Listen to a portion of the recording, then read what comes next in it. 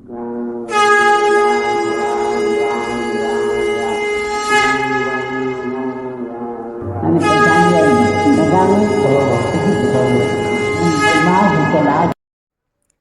आपने कभी यह महसूस किया है कि जब आप ध्यान करने बैठते हैं तो आपका मन शांत होने की बजाय और अधिक चंचल हो जाता है। विचारों का अंबार लग जाता है। कभी अतीत की बातें तो कभी भविष्य की चिंताएं, शरीर में बेचैनी होने लगती है और कुछ ही मिनटों में ध्यान छोड़ने का मन करता है। लेकिन ध्यान सिर्फ आंखें बंद करने या कुछ देर तक शांत बैठने से कहीं अधिक गहरा अनुभव है। बाबा नीम करौली जी ने कहा है कि ध्यान क्रिया नहीं बल्कि आत्मा की परम स्थिति पाने की प्रक्रिया है। यह आपको ब्रह्मांड की अनंत शक्तियों से जोड़ता है, लेकिन यह अनंत शक्ति हमें तभी प्राप्त होती है जब हम ध्यान को सही तरीके से अपनाते हैं। यदि आप ध्यान की गहराई में उतरते हैं तो इसके लिए आपको सही विधि आना आवश्यक है। बाबा नीम करौली जी ने कहा है, ध्यान कोई साधारण क्रिया नहीं बल्कि आत्मा की परम स्थिति को पाने की प्रक्रिया है। यह वह द्वार है जो आपको ब्रह्मांड की अनंत शक्तियों से जोड़ता है, लेकिन यह अनंत शक्तियां हमें तभी प्राप्त होती हैं जब हम ध्यान को सही तरीके से करें। यदि आप ध्यान में गहराई से उतरना चाहते हैं तो इसके लिए आपको सही विधि, सही मैनोस्फीयर अपनाना होगा। आज हम आपको बाबा नीम करौली जी द्वारा बताए गए ध्यान के सबसे प्रभावी तरीकों के बारे में विस्तार से समझाने जा रहे हैं। ये सिर्फ ध्यान करने की नहीं, आत्म साक्षात्कार की ओर पहला कदम है। अगर आप इसे गंभीरता से अपनाते हैं तो यह आपके जीवन को पूरी तरह से बदल सकता है। और हाँ, इस वीडियो के अंत में हम आपको एक रहस्य बताएंगे जो ध्यान को 10 गुना अधिक शक्तिशाली बना देगा। तो इस पूरे लेख को ध्यान से पढ़ें, क्योंकि ये ज्ञान आपके जीवन को एक नई दिशा देने की शक्ति रखता है। ध्यान सिर्फ आराम करने की प्रक्रिया नहीं है। अक्सर लोग सोचते हैं कि ध्यान का मतलब सिर्फ आंखें बंद करके बैठना और कुछ मिनटों तक गहरी सांस लेना है। वे इसे एक प्रकार की विश्राम तकनीक मानते हैं जिससे मन शांत हो जाए और तनाव कम हो। लेकिन बाबा नीम करौली जी ने ध्यान को इससे कहीं अधिक गहरा बताया है। बाबा नीम करौली जी के अनुसार ध्यान केवल मन को शांत करने की विधि नहीं बल्कि यह ईश्वर से सीधा संपर्क करने की कुंजी है। इसका मतलब यह हुआ कि ध्यान केवल मानसिक राहत या विश्राम देने की प्रक्रिया नहीं बल्कि आत्मा को जागृत करने की प्रक्रिया है। ये एक ऐसा माध्यम है जिससे हम अपने अस्तित्व की गहराई तक पहुंच सकते हैं और उस अनंत ऊर्जा से जुड़ सकते हैं जो पूरे ब्रह्मांड को चलाती है। ध्यान का असली उद्देश्य आत्मा की जागृति। जब कोई व्यक्ति ध्यान में पूरी तरह डूब जाता है तो वह अपने सीमित शरीर और मन से परे जाकर अपनी आत्मा को अनुभव करता है। मन पूरी तरह से शांत हो जाता है, अंदर एक गहरी शांति और आनंद उत्पन्न होता है। व्यक्ति को यह एहसास होता है कि वह केवल शरीर या मन नहीं बल्कि एक असीम ऊर्जा का स्रोत है। बाबा नीम करौली जी ने अपने जीवन में कई बार कहा है कि जब हम ध्यान में उतरते हैं तो हमें ईश्वर की उपस्थिति को प्रत्यक्ष रूप से अनुभव कर सकते हैं। यह कोई कल्पना नहीं बल्कि एक वास्तविक अनुभव होता है।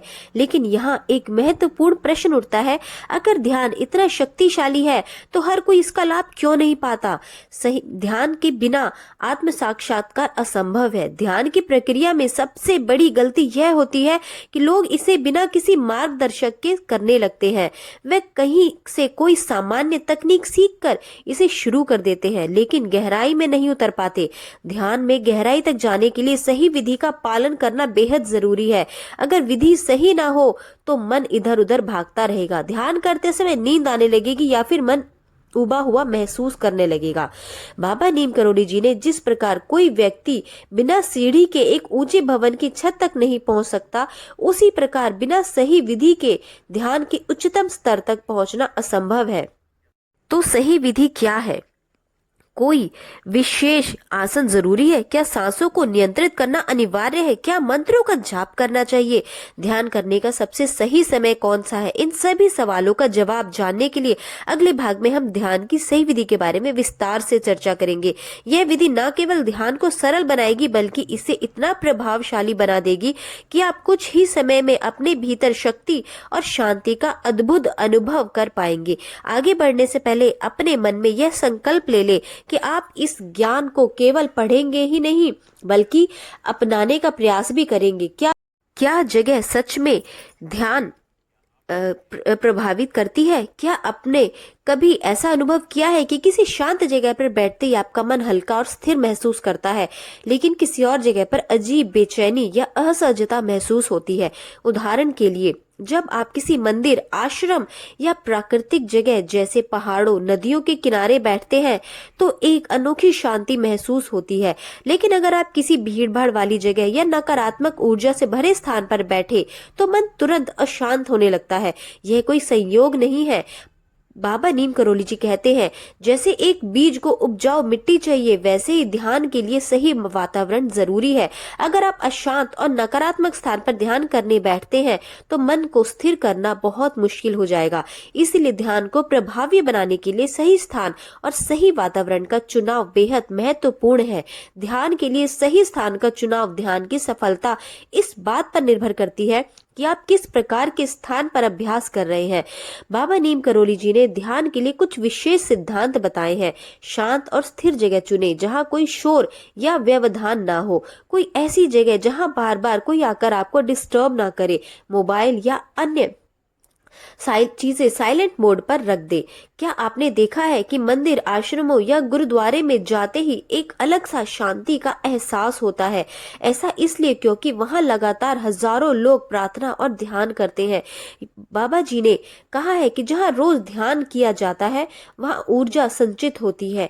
धीरे धीरे वह ध्यान स्थान ध्यान के लिए और भी शक्तिशाली बन जाता है। अगर आप हर दिन एक ही स्थान पर ध्यान करेंगे तो वह सकारात्मक ऊर्जा का संचय होगा, जिससे ध्यान में अधिक गहराई तक जाना संभव होगा।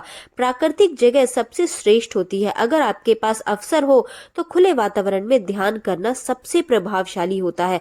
नदी के किनारे, पहाड़ों में, पेड़ों के नीचे या किसी शांत बगीचे में ध्यान करने से मन बहुत जल्दी स्थिर हो जाता है। प्राचीन ऋषि मुनि और योगी हमेशा प्रकृति में ध्यान करते थे क्योंकि वहां शुद्ध ऊर्जा होती है। ध्यान के लिए सही वातावरण कैसे बनाएं? यदि आप घर में ध्यान कर रहे हैं तो भी आप कुछ चीजें कर सकते हैं जो वातावरण को ध्यान के अनुकूल बनाते दे। अगरबत्ती या धूप बत्ती जलाएं। अगरबत्ती या धूप जलाने से वातावरण शुद्ध और सकारात्मक ऊर्जा से भर जाता है। बाबा जी कहते हैं कि सुगंध ध्यान के लिए मन को तैयार करने का सबसे सरल तरीका है। धीमा ध्यानपूर्ण संगीत। कुछ लोगों के लिए ध्यान के समय हल्का सूफी संगीत, मंत्र या प्रकृति की आवाज जैसे बहते पानी की आवाज फायदेमंद हो सकती है, लेकिन ध्यान रहे कि संगीत धीमा हो और ध्यान भटकाने वाला ना हो। कमरे की रोशनी मंद ध्यान के लिए हल्की रोशनी या मोमबत्ती जलाना श्रेष्ठ होता है। बहुत तेज रोशनी से मन सक्रिय हो जाता है, जबकि मंद रोशनी में सहजता बनी रहती है। कमरे को साफ और व्यवस्थित रखें। ध्यान करने की जगह अव्यवस्थित या गंदी नहीं होनी चाहिए। एक साफ, शांत और सुव्यवस्थित स्थान मन को भी व्यवस्थित कर देता है। सही स्थान का प्रभाव। वैज्ञानिक दृष्टिकोण ध्यान के लिए सही स्थान चुनने का महत्व आधुनिक विज्ञान भी मानता है। न्यूरोसाइंस के अनुसार जब हम एक ही स्थान पर बार बार ध्यान करते हैं तो हमारा मस्तिष्क उसे ध्यान का स्थान मानकर वहां बैठते ही शांति की अवस्था में जाने लगता है। फेंग शुई और वास्तुशास्त्र के अनुसार कुछ दिशाएं और स्थान ध्यान और मानसिक शांति के लिए अधिक उपयुक्त होते हैं। बौद्ध भिक्षु और योगी आज के भी ध्यान के लिए विशेष ऊर्जा क्षेत्रों, पावर स्पॉट्स का उपयोग करते हैं, जैसे हिमालय, वाराणसी और दक्षिण भारत के मंदिर। जब जगह तय हो गई हो तो अगला सवाल यही कि ध्यान मुद्रा क्या है, क्योंकि अगर शरीर सही स्थिति में नहीं हो तो ध्यान में गहराई तक जाना कठिन हो जाता है। क्या पालथी मारकर बैठना जरूरी है? रीढ़ की हड्डी सीधी होनी चाहिए या आराम से झुककर बैठ सकते हैं? ध्यान के लिए हाथों की सही मुद्रा कौन सी है? इन सभी सवालों का जवाब हम अगले भाग में जानेंगे। आपने बहुत से वीडियोस में देखा होगा कि यूनिवर्स का मैसेज आपके लिए आया, यूनिवर्स का संदेश आपके लिए आया, यूनिवर्स ने आपकी सारी इच्छाएं पूरी करने के लिए आपको ये संदेश भेजा है। लेकिन यूनिवर्स से हम जुड़ कैसे सकते हैं? यूनिवर्स की बातों को हम समझ कैसे सकते हैं? तो सिर्फ और सिर्फ ध्यान एक माध्यम है जिससे हम यूनिवर्स व उस असीम ऊर्जा से कनेक्ट हो सकते हैं। तो अपने जीवन शैली में ध्यान को जरूर अपनाएं।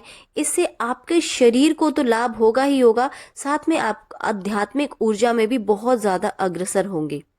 इसी के साथ आज का वीडियो यहीं समाप्त करते हैं। जल्दी हम अगली वीडियो में फिर आपके लिए ध्यान से जुड़े जो बाबा नीम करोली ने बताए हैं कि हमें अपने जीवन में ध्यान अवश्य अवश्य और अवश्य ही करना चाहिए, चाहे थोड़े ही समय के लिए, पर हमें रोज ही अपने जीवन शैली में ध्यान को अपनाना चाहिए। तो आप भी ज़रूर करें ताकि आप उस यूनिवर्स से, उस असीम ऊर्जा से, बाबा नीम करोली से जुड़ सकें। इसी के साथ आज के वीडियो को यहीं समाप्त करते हैं। जय श्री राम, जय बाबा नीम करौली।